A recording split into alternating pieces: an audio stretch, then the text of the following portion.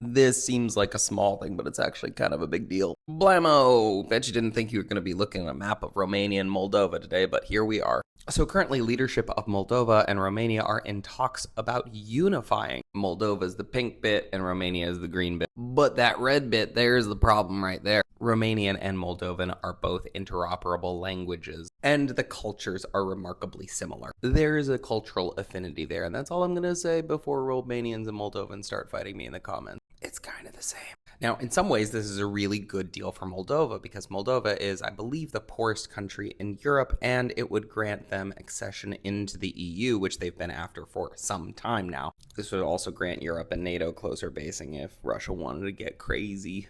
They would ever do that. But speaking of Russia, there's a problem here, and that's the red bit. And that's this bit. It is called Transnistria or Prednistrovia. It is a pseudo-state which acts autonomously from Moldova and is under firm Russian protection. That is because it is entirely Russian-speaking. I know this because I spent about 6 weeks living in Transnistria during Russian elections back in 2017. This is a photo of me with their statue of Vladimir Lenin. The Soviet Union kind of never went away around there. By the way, I also wrote a book about it. Anyway, Transnistria fought a war of independence with Moldova in 1992. The Russian army protects Transnistria, and it is a good piece of real estate because it allows them to place troops right on the border with Ukraine, who they've had some problems with recently. So if Romania and Moldova decide to get together and make it Facebook official, then they're going to have the Russian army to contend with. It is not at all outside the realm of possibility that Transnistria would fight against this. Moreover, Russia has constantly tried to assert its dominance of Moldova as it was previously a part of the Soviet Union. So will Moldova and Romania unify? I have no idea, but I'm going to keep an eye on this. Okay, bye.